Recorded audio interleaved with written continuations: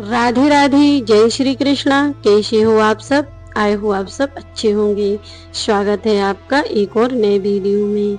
सभी के लिए वट सावित्री व्रत की ढेर सारी शुभकामनाएं। हमारी माताओं बहनों के लिए भी बहुत बहुत शुभकामनाएं। वट सावित्री व्रत जो हमारे हिंदू पुराणों में बहुत ही महत्वपूर्ण माना जाता है। इस दिन सती सावित्री अपने पति सत्यवान के प्राण यमराज से लेकर आई थी, तो यह व्रत बहुत ही महत्वपूर्ण माना जाता है। तभी से इस व्रत को मनाया जाता है। सुहागन महिलाओं के लिए यह व्रत बहुत ही महत्वपूर्ण है।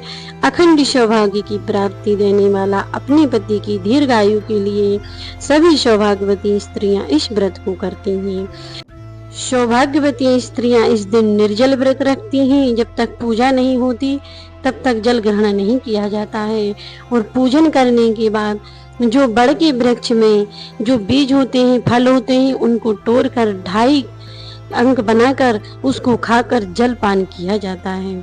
माना जाता है यह व्रत सावित्री जी ने 2.5 दिन पहले से किया था, इसीलिए यह व्रत 2.5 दिन पहले से किया जाता। जेठ माह की अमावस्या के दिन बड़ वृक्ष का पूजन क्यों किया जाता है, क्यों इतना लाभकारी होता है? क्योंकि बड़ वृक्ष की जड़ें फैलती ही जाती हैं, लता पत्ताएं फैलती ही जाती हैं। जैसे बड़ वृक्ष की जड़ फैलती है, वैसे भी हमारे सौभाग्य की बेल फैलती है। जिस व्यक्ति के यहाँ संतान ना हो, संतान प्राप्ति के लिए भी यह व्रत किया जाता है। घर में सुख सौभाग्य दिन दूना फैलता है, जैसे बड़ वृक्ष की जड़ें फैलती हैं। इस व्रत को करने से अखंड सौभाग्य की प्राप्ति इसीलिए हो कि तुम्हारा सुहाग अखंड रहे। जैसे हमारा वृक्ष हरा भरा रहता है, वैसे ही तुम्हारा घर परिवार हरा भरा रहे। इसीलिए बड़ वृक्ष की पूजा ज्येष्ठ मास की अमावस्या को की जाती है। दोस्तों, इस दिन अमावस्या के दिन सोमवार को पड़ रही है, तो बहुत ही दुर्लभ संयोग बन रहा है। इस दिन आप पीपल वृक्ष की पूजन भी कर सकते हैं। साल 2025 में वट सावित्री अमावस्या सोमवार के दिन पड़ रही है, जो सोमवती अमावस्या और वट सावित्री अमावस्या एक साथ पड़ रही हैं। बहुत ही दुर्लभ है। इस दिन सुहागन महिलाओं को वट वृक्ष की पूजा के साथ साथ पीपल वृक्ष की पूजा भी करनी चाहिए। इस दिन सुहागन महिलाओं को सुहाग की वस्तुएं दान में देना चाहिए, जिससे अखंड सौभाग्य की प्राप्ति होती है। इस रूप से किया जाता है। दोस्तों, वट सावित्री व्रत हमारे हिंदू पुराणों में बहुत ही महत्वपूर्ण माना जाता है। इस दिन सुहागन महिलाओं को यह व्रत अवश्य करना चाहिए।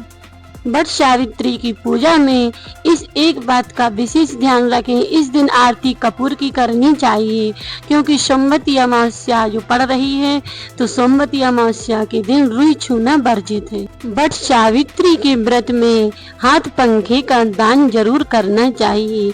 उस हाथ पंखे को पूजन में रखकर फिर उसे दान में देना चाहिए। इस दिन जो महिलाएं श्रृंगार का सामान दान करती हैं, वह बांस की टोकरी में रखना चाहिए।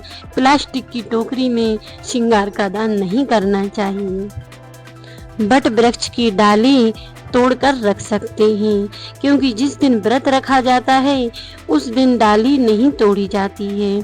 किसी भी व्रत के दिन किसी भी वृक्ष की डाली को नहीं तोड़ना चाहिए, यह अपराध माना जाता है। हिंदू पुराणों के अनुसार जिस दिन हम व्रत रखते हैं उस दिन किसी भी वृक्ष की डाली नहीं तोड़ी जाती है और वृक्ष के पत्ते भी नहीं तोड़ना चाहिए। तो दोस्तों, आप एक दिन पहले ही बड़ वृक्ष की डाली तोड़ सकते हैं और घर पर ही पूजन कर सकते हैं।